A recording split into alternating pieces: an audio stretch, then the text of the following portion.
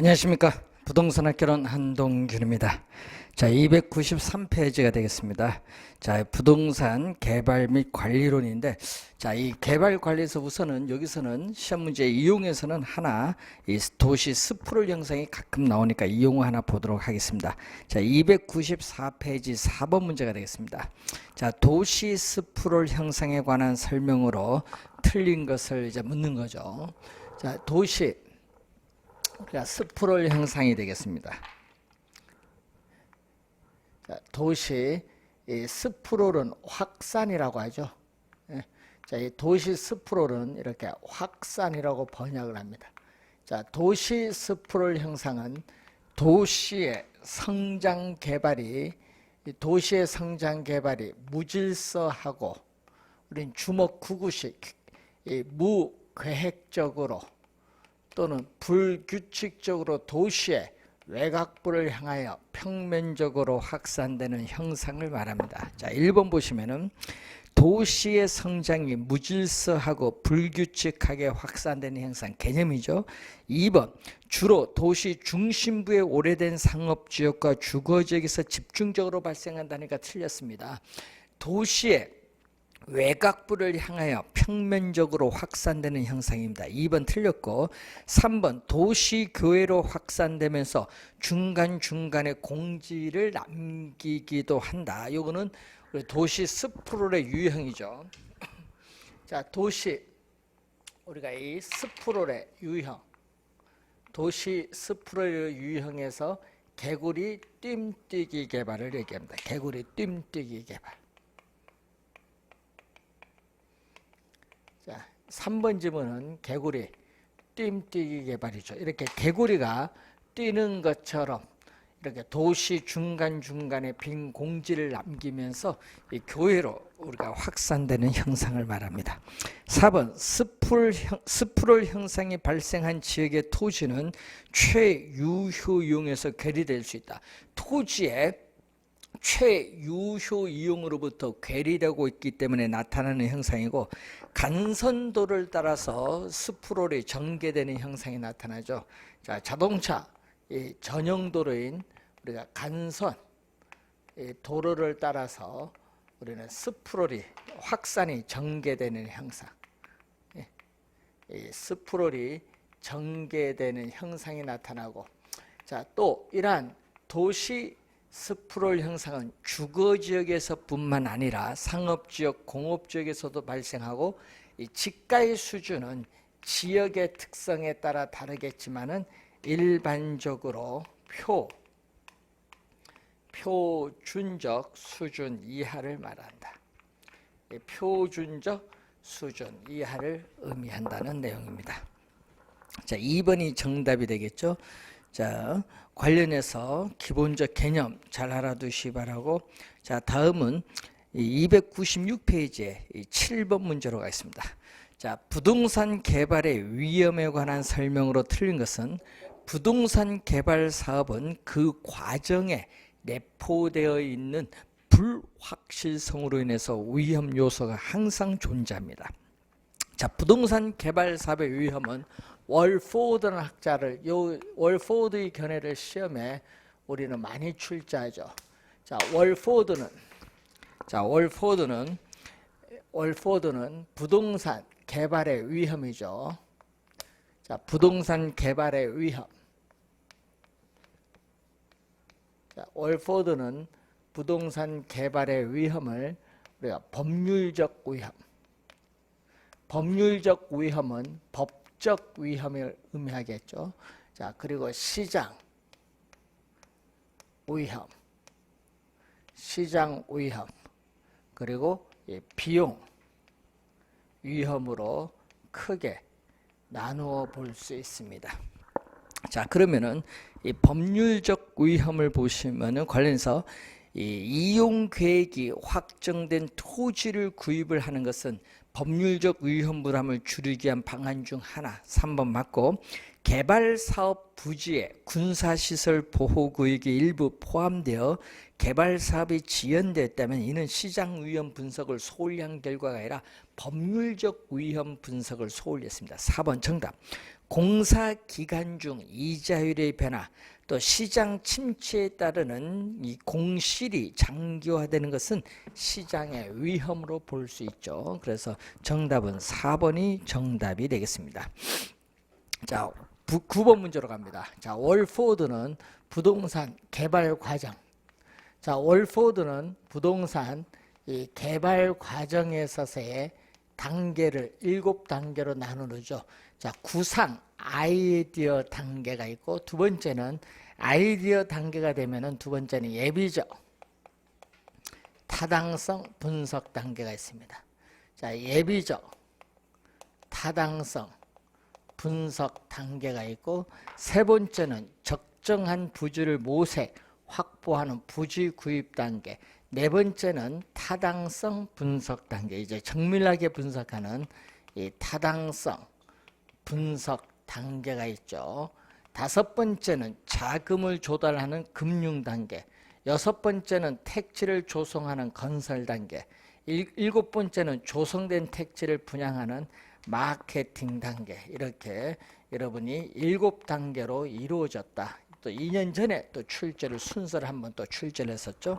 자, 그러면은 9번에 부동산 개발 단계 중 이 마케팅 이 단계에 대한 설명으로 틀린 것은 부동산 개발의 성공 여부는 개발 사업의 시장성에 달려 있다. 여러분, 이 시장성은 매매 또는 개발된 부동산이 시장에서 매매 또는 임대될 가능성 여부에 달려 있다, 이런 얘기죠. 자, 2번 일반적으로 개발될 공간의 임대 활동은 개발 사업 초기 단계에서부터 이루어지는 것이 바람직하다. 왜냐? 공실률을 줄이고 점유율을 높여서 안정적인 임대료 수입을 확보하기 위해서 그렇습니다. 부동산 종류와 관계없이 마케팅 활동의 유형은 동일하다니까 그렇죠. 주거용 부동산, 상업용 부동산, 이 부동산의 유형에 따라 마케팅 활동도 달라집니다. 3번 정답. 부동산 시장의 침체 시에 주거용 부동산은 임차인을 확보하기가 쉽지 않으므로 철저한 마케팅 계획이 요구되고, 부동산의 개별성의 특성으로 인해서 아파트 이런 분양 광고의 내용도 개별성을 갖는 것이 일반적입니다. 5번은 부동산 광고의 특징을 얘기합니다.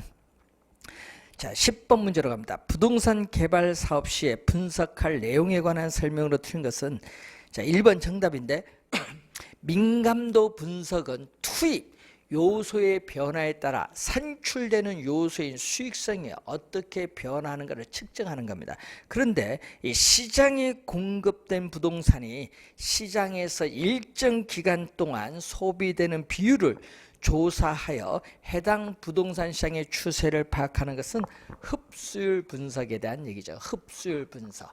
그래서 여러분이 이 시장 위험에서 우리가 하는 게 바로 이 흡수율 분석입니다. 자, 이 흡수율 분석에 대한 그런 지문이 지금 나와 있죠. 흡수율 분석에 대한 우리가 지문이 나와 있다, 이렇게 보시면 되겠습니다. 자, 그리고 관련해서 2번 시장 분석이 나오는데, 자, 이 부동산 분석의 체계는, 부동산 분석의 체계와 유형을 보면은, 자, 이 지역 경제 분석을 토대로 해서 시장 분석이 이루어지죠. 자, 시장 분석이라는 것은 특정 유형의 부동산에 대한 수요와 공급 상황을 연구 분석하여 우리 전반적인 가격 수준과 가격 수준의 동태적인 경로를 분석하는 작업이죠. 하여튼 특정 우리가 유형의 부동산이라는 걸 명심해야겠죠. 2번 맞고, 3번 시장성 분석은 또 작년에 또 출제했는데 최근에 자주 출제된 용어죠. 자, 시장성 분석은, 자, 개발된 부동산이 현재나 미래 시장 상황에서 매매 또는 임대될 가능성. 자, 여러분 시장성이란 용어 나오면 항상 시험 지문에 매매 또는 임대될 가능성이라는 지문이 나온다는 걸 항상 염두에 두셔야 됩니다. 매매 또는 임대될 가능성을 조사 분석하는 겁니다. 맞고, 예비적 타당성 분석 단계는 개발 사업으로 예상되는 수입과 비용을 계략적으로 계산하죠. 그래서 예비적 타당성은 정밀하게 분석을 하는 것이 아니라 계략적으로 계산을 해서 수익성을 검토해보는 단계. 이것도 한 3번 정도 출제를 했었죠.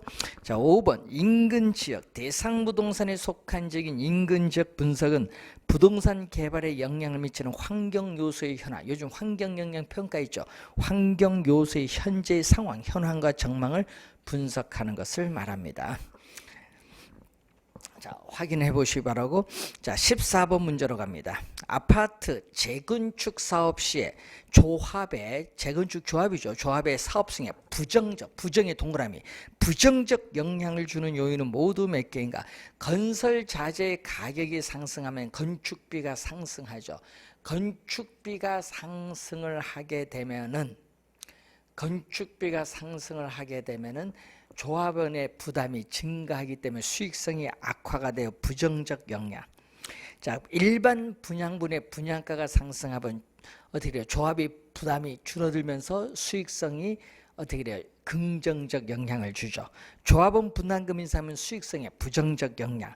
용적률이 할증돼서 건물이 고층화되면은 조합원의 부담금이 줄어들면서 수익성에 긍정적 영향.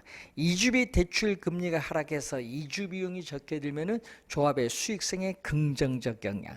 공사 기간이 연장되거나 도로 등의 기부 체납이 증가하면은 조합이 우리가 부담하는 비용이 증가하죠. 조합원 부담금이 많아져서 수익성에 부정적 영향입니다. 부정적 영향 4개, 긍정적 영향 3개입니다. 따라서 부정적 영향 주는 요인 4개, 3번이 정답이 되겠습니다. 자, 16번 문제로 갑니다. 부동산 개발에 관한 옳은 설명으로 묶인 것은, 자, 시장성 분석이 나오죠. 시장성 분석. 이 개발된 부동산이 현재나 미래 시장 상황에서 매매, 임대될 수 있는 가능성 정도를 조사하는 것, 시장성 분석의 개념이 나와 있습니다. 맞는지는 지역 경제 분석에서는 대상 지역의 특정 형태가 아닌 여기는 모든이죠. 특정 형태가 아닌 모든 부동산에 있어서의 수요와 시장에 영향을 미치는 요인을 분석, 확인, 예측하는 작업으로서 거시적 측면에서 분석으로서 인구, 고용, 소득 등의 총량적 지표로 분석합니다. 니은 맞는지는 부동산 개발은 건축 행위가 필연적으로 수반된다니까 틀렸죠. 자, 이런 부동산 개발은 택지를 조성, 정지공사, 배수공사처럼 건축물을 짓지 않는 조성에 의한 개량도 부동산 개발입니다. 그래서 필연적으로 수반하니까 틀린 지문. 흡수율 분석과 같은 시장성 분석 기법을 동원하면은 법률 위험이 아니라 시장 위험이겠죠. 자, 흡수율. 시장에 공급된 부동산이 소비되는 비율이 높을수록, 자, 시장에 공급된 부동산이 100% 분양, 임대하는 데 걸리는 시간, 흡수 시간이 짧을수록 뭐가 줄어든다는 얘기죠? 시장 위험 부담이 줄어드는 거죠.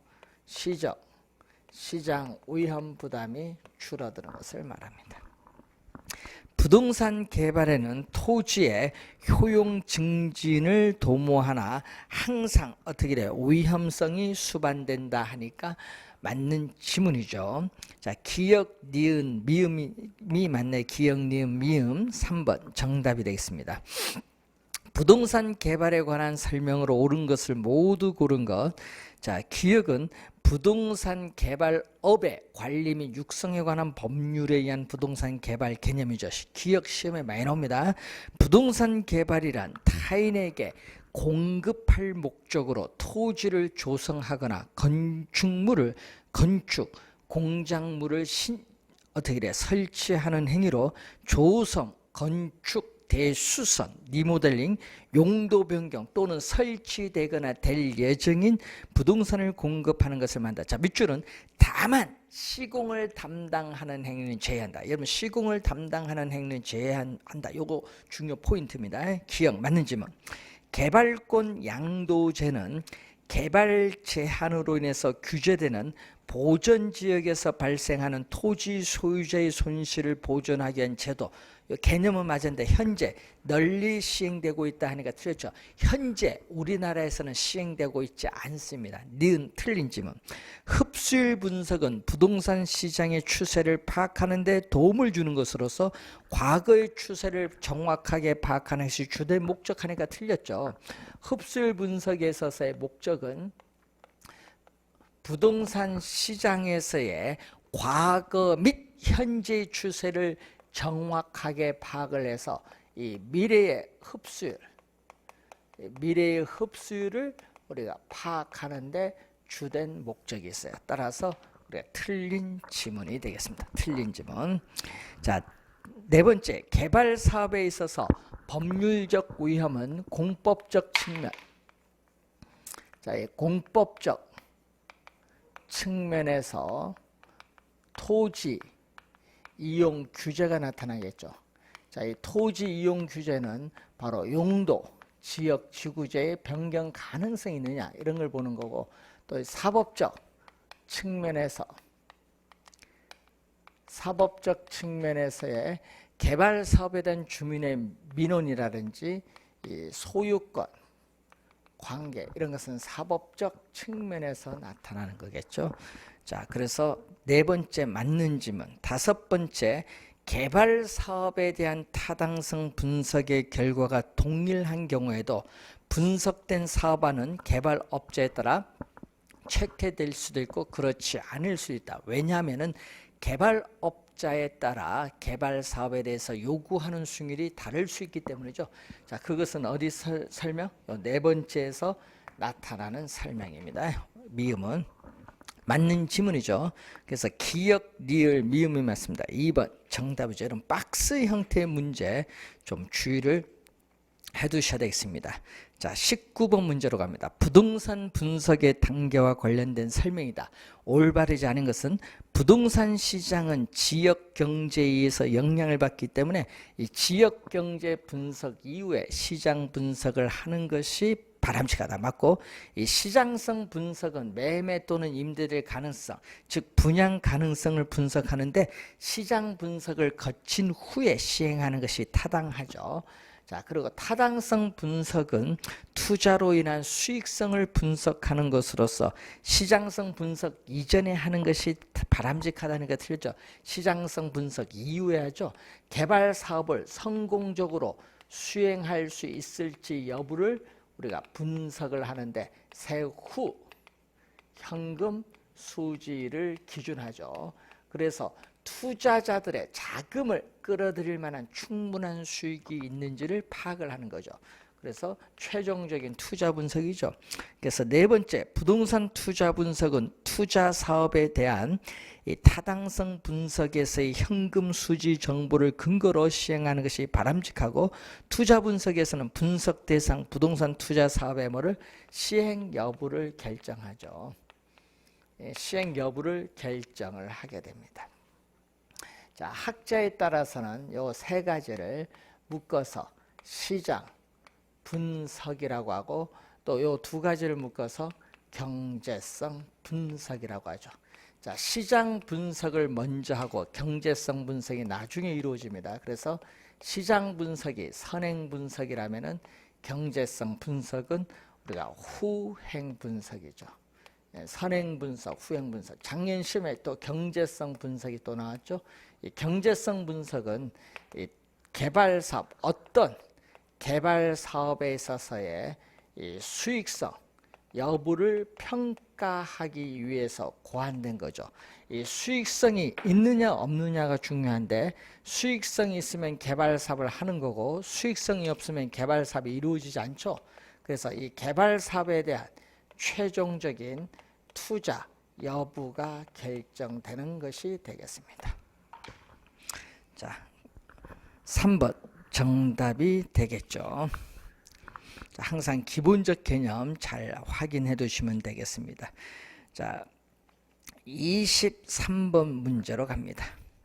부동산 개발에 관한 설명 중 틀린 것은 개발 사업의 사적인 주체는 개인과 기업이 포함되고 이들의 집합인 이 토지 소유자 조합, 이 조합도 포함됩니다. 맞는 지문이죠. 자, 2번 개발 사업자가 수행하는 법적, 물리적, 경제적 분석 중 우리가 수익성과 관련된 것은 경제적 분석에 해당이 합니다. 맞는 지문. 도시 및 주거환경정비법에 있어서 정비사업에는 주택재개발사업 그리고 주택재건축사업인데 신도시 개발사업은 어떻게 돼요? 없죠. 자, 여러분 주거환경개선사업 도시 및 주거환경정비법상의 정비사업에는 주거환경개선사업, 주택재개발사업, 주택재건축사업, 도시환경정비사업, 주거환경관리사업 그리고 가로주택 정비사업 6가지가 있습니다. 신도시 개발사업은 포함되지 않습니다. 3번 정답. 환지 방식의 도시 개발 사업은 소유자들 간의 이해 조정이 쉽지 않아 사업 시행이 느린 편. 맞는 지문이고 세종 신도시 개발을 통해서 수도권에 집중된 인구 밀집 형상을 우리 완화시킬 수 있습니다. 자, 24번 문제로 갑니다. 부동산 개발에 대한 설명으로 옳지 않은 것은 시장의 불확실성이 개발업자에게 주는 부담을 시장 위험 개념이 나와 있죠. 현재 시설을 대부분 그대로 유지 보존하면서 노후 불량화의 요인만 제거하는 것을 우리는 수복 재개발, 보존이 아니죠. 보존은요, 보존은 뭐다? 노후 불량화가 발생하기 전에 예방하는 거죠. 보존 재개발은 가장 소극적인 재개발입니다. 수복 재개발, 수복 재개발이죠. 그래서 재개발 시행 방법, 재개발 시행 방법에 따른 분류 4가지가 있는데 보존 재개발, 수복 재개발, 개량 재개발, 철거 재개발 4가지가 있는데 이쪽으로 갈수록 적극적, 이쪽으로 갈수록 소극적이라는 것을 알아두시면 되겠습니다. 2번 정답. 자, BOT 민자를 유치해서 개발할 때는 항상 이쪽으로 먼저 가죠. 민자를 유치해서 민간 사업자가 건축해서 준공한 후입니다. 그리고 아프레이트는 운영권을 갖죠. 민간 사업자가 스스로 자금을 조달하여 시설을 건설하고 이게 빌드입니다. 그리고 일정 기간 소유 운영한 후 이게 아프레이트 사업이 종료한 때 국가 또는 지방자치단체에 시설 소유권을 이전하는 거 BOT에 대한 설명입니다. 맞는 질문. 부동산 개발의 타당성 분석에 있어서 개발된 부동산이 현재나 미래 시장 상황에서 매매되거나 임대될 수 있는 정도를 조사하는 것은 시장성 분석 개념이죠. 도시환경정비사업은 상업지역, 공업지역 등으로서 토지의 효율적 이용과 도심 또는 부도심 등 도시 기능의 회복이나 상권 활성화 등이 필요한 지역에서 도시 환경을 개선하기 위해서 시행하는 사업을 도시환경정비사업 개념이 나와 있습니다. 자, 25번 부동산 개발에 관한 설명 중 틀린 것.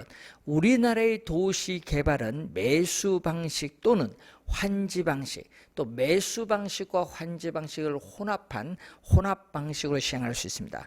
개발 사업의 타당성 분석에서 재무적 타당성 분석은 개발 의사결정의 준거, 기준이 되죠.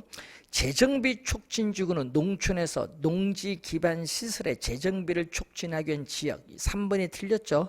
주택 재개발 사업이나 주택 재건축 사업에 있어서 우리가 주거환경 정비 사업을 집단적으로 추진하기 위해서 지정하는 지구를 말합니다. 그래서 틀린 질문 3번 정답. 재건축 사업으로 인하여 정상주택 가격 상승분을 초과한 재건축 초과이익은 국가가 환수할 수 있다. 자, 어떻게 돼요? 우리가 25번에 4번 보면 뭐가 있다? 재건축 초과이익 환수에 관한 법률이 있죠.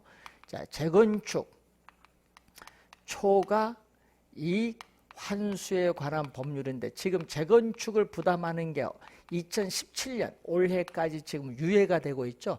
그래서 내년부터는 재건축 부담금을 부담을 한다 하죠. 재건축 부담금을 부과하는 제도를 통해서 개발 이익을 환수합니다. 국가는 건축 행위로 인하여 유발되는 기반 시설을 설치하거나 그에 필요한 용지를 확보하기 위해서 기반 시설 부담금을 징수할 수 있습니다. 자, 26번. 부동산 개발과 관련하여 다음 설명에 해당하는 도시 및 주거 환경 정비법령상의 정비 사업을 묻는 거죠. 단독주택 및 다세대 주택이 밀집한 지역에서 정비 기반 시설과 공동 이용 시설의 확충을 통하여 주거 환경을 보전, 정비, 개량하기 위해서 시행하는 사업은 주거 환경 관리 사업의 개념. 1번 정답이 되겠습니다. 자, 27번. 부동산 개발에 관한 설명으로 틀린 것은 부동산 개발은 사회적 수요와 환경의 변화에 따르는 토지의 최유효 이용을 위한 시장의 적응 과정, 개발 개념이죠. 프로젝트 파이낸싱은 사업자의 신용이나 부동산을 담보로 대출하는 것이 아닙니다. 이 개발 사업의 미래 수익성을 기초, 사업성 기초, 미초 이게 포인트. 수익성, 사업성 기초로 자금을 조달하는 방식입니다. 토지 신탁 개발 방식은 신탁회사가 소유권을 이전받아 토지를 개발한 후에 분양 임대해서 그 수익을 신탁자에게 돌려주는 것. 자, 여러분이 이 지문은 또 작년에 또 출제를 했었죠. 자, 토지 소유자. 자, 토지 소유자는 위탁자. 자, 토지 소유자가 토지를 신탁회사와 약정을 맺죠. 신탁회사인 수탁자와 약정을 맺어서 토지를 신탁을 합니다. 토지를 신탁을 해서 신탁회사는 약정에 따라 수익증권을 우리가 발행을 하죠. 자, 이때 형식상 토지 소유자인 위탁자는 형식상 소유권을 누구 앞으로 우리는 신탁회사 앞으로 이전시켜서 우리 개발하고 이 수익증권 소유자에게 우리는 이익이 귀속이 되죠. 수익증권 소유자는 우리가 토지 소유자인 신탁자가 되겠는데 이때 여기 토지 소유 주체가 신탁회사예요. 그렇기 때문에 개발 사업은 끝까지 누구의 명의로? 신탁. 개발 사업은 신탁회사의 명의로 진행된다. 자, 개발 사업은 신탁회사의 명의로 진행이 된다는 점. 토지 신탁 개발 방식이죠. 자, 4번 환지 개발 방식은 사업 후 개발 토지 중 사업에 소요된 비용과 공공용지를 제외한 토지를 당초의 토지 소유자에게 매각이 아니라 재분배합니다. 재분배하는 그러한 방식이죠. 자, 토지의 취득 방식.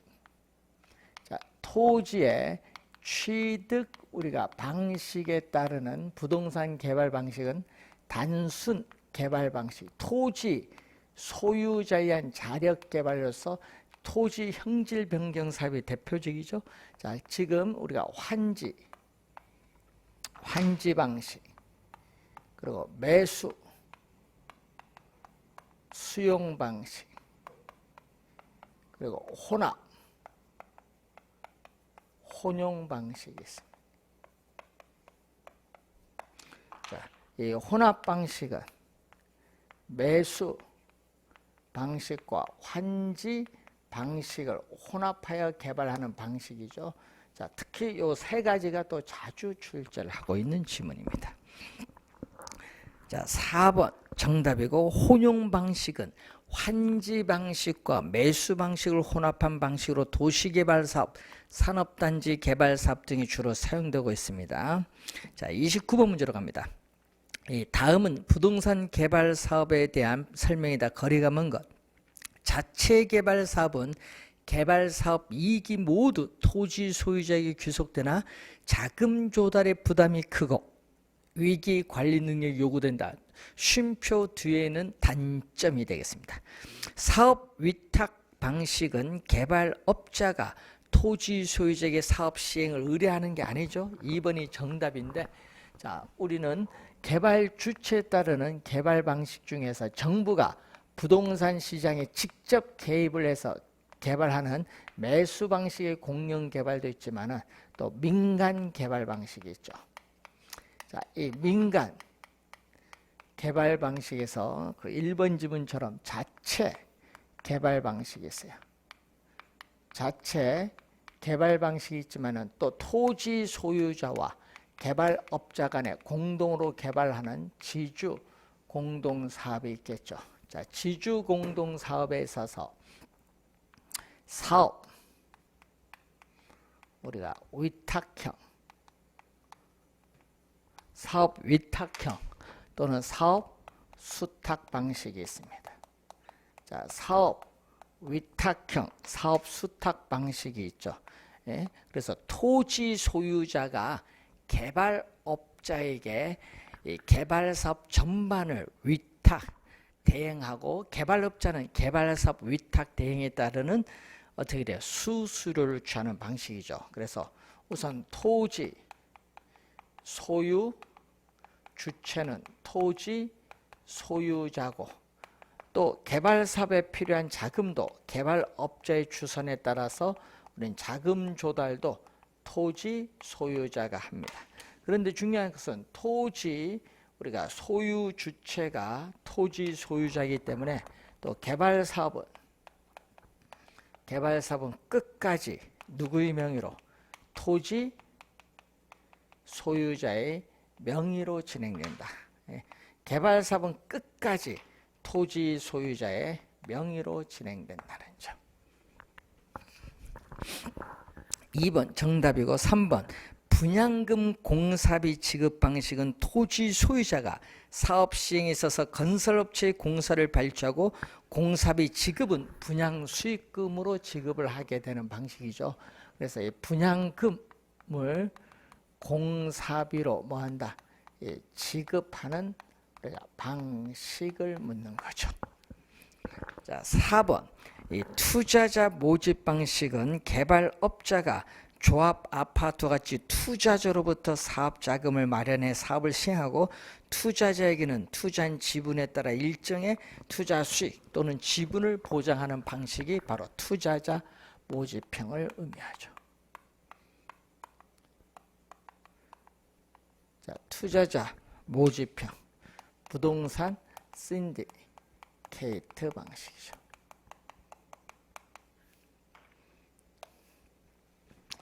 토지 작년 재작년 계속 우리가 2년 연속 나온 토지 신탁 개발 방식 상당히 중요한데 2년 연속 나왔죠. 자, 요 내용이 지금 토지 신탁 개발 방식에 대한 내용입니다. 자, 5번 컨소시엄 구성 방식은 대규모 개발 사업인 경우에 사업 자금의 조달, 상호 기술 보완 등에 필요해서 여러 법인 간의 컨소시엄을 구성해서 우리가 사업을 시행하는 방식이죠. 컨소시엄 구성 방식이죠. 개발 사업에 안정을 기할 수 있는 장점이 있습니다. 자, 30번 거리가 먼 것 공영 개발 방식은 외부 효과 등으로 인한 부동산 시장의 실패를 보전하고 쉼표 앞에는 공영 개발의 의의가 나와 있고 쉼표 뒤에 토지의 계획적 이용을 통해서 토지 이용의 효율성을 높일 수 있다. 이거는 공영 개발의 장점이 되겠습니다. 자, 등가 교환 방식인 경우 토지 소유자가 토지를 제공하고 개발업자가 건물을 건축하여 그 기여도에 따라 각각 토지 건물의 지분을 갖는 방식을 우리가 얘기를 하겠죠. 그래서 공사비를 우리가 대물로 변제를 하는 거죠. 자, 공사비를 대물로 변제하는 방식이 바로 등가 교환 방식이죠. 자, 등가 교환 방식. 그래서 토지 소유자는 토지를 제공을 하고 이때 개발업자가 개발 사업에 필요한 자금을 투입을 해줘. 그래서 우리는 건물을 준공하죠. 자, 준공된 건물에 있어서의 건축 이 면적을 토지 소유자의 토지 가격과 개발업자의 건축 자금 비율의 기초에서 나누는 공동사비 등가 교환 방식인데, 그래서 우리는 이 지분 기여도에 따라 토지 건물의 지분을 갖기 때문에 수수료 문제가 발생하지 않습니다. 자, 그래서 2번 맞고 3번 사업 수탁 방식인 경우 사업 전반이 토지 소유자의 명의로 행해진데 개발 지분을 토지 소유자와 개발업자가 공유한다는 애가 틀렸죠. 그래서 준공된 건물의 소유권. 자, 여러분 개발업자는 개발사업 위탁 대행에 따르는 수수료를 취하고요. 준공된 건물의 소유권은 100% 누구에게? 토지 소유자에게 귀속이 돼. 그러니까 토지 소유자가 100% 지분을 갖죠. 토지 소유자에게 귀속이 된다는 점. 3번 정답이 되겠습니다. 4번 이 토지 신탁 방식의 경우 토지 소유권이 형식상 신탁 회사에 이전되며 신탁회사는 토지 소유자와의 약정에 의해서 수익증권을 발행하며 수익증권 소유자에게 수익을 우리가 배당을 하고 있다는 내용이죠. 맞는 질문이고, 자, 대규모 개발 사업의 사업자금 조달, 기술 보완 등을 위해서 법인 간의 컨소시엄을 구성할 수 있는데 이때 참여회사 중에 하나가 대표회사가 되거나 참여회사들이 별도의 연합법인을 설립할 수도 있습니다. 자, 31번 민간 부동산 개발에 관한 설명 중 옳은 것은 공사비를 대물로 변제하는 사업 방식은 사업 시행 주체, 토지 소유 주체와 사업 시행 주체는 토지 소유자의 건설회사가 아니고, 또 이익은 토지 소유자와 공동 개발 사업이기 때문에 토지 소유자와 개발업자에게 배분됩니다. 1번 틀렸고, 토지 소유자가 개발업자에게 사업을 위탁하는 방식은 토지 소유자가 우리가 건설 자금을 조달하죠. 맞는 질문이죠. 2번은 사업 위탁형입니다. 2번 정답. 개발 사업의 비용상의 위험은 개발 사업 기간이 길어질수록 커진다.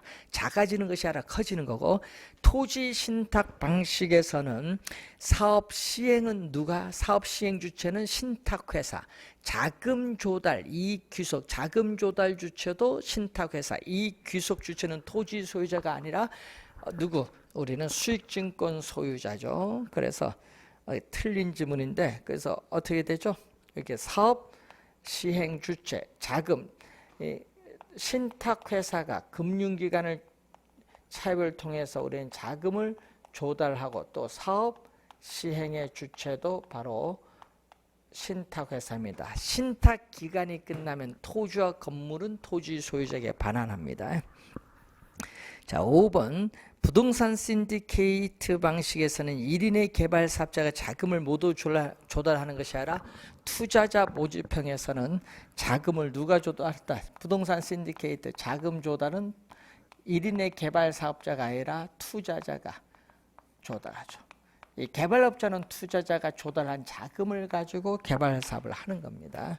그래서 5번도 틀린 지문이 되겠습니다.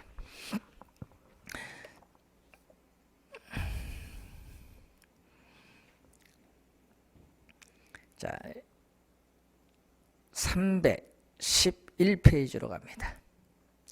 자, 311페이지에 35번 문제로 갑니다. 부동산 개발 방식에 대한 설명 중 적절하지 않은 것은 등가 교환 방식은 공사비 대물 변제입니다. 그래서 지주가 시공회사인 건설회사에게 건축 면적의 일부인 대물로 공사비를 변제하는 방식 맞습니다. 신차지 방식은 개발업자가 토지를 임차하여 공동으로 개발하는 방식인데 계약 기간 중에는 토지 소유자에게 개발 사업의 결과 발생한 이익을 높은 지대로 지급이 되고요. 계약 기간 종료 끝나는 시점에서 토지는 임차한 거기 때문에 무상 반환. 건물은 공동개발 사업을 청산해야 되기 때문에 시가로 양도합니다. 2번 정답.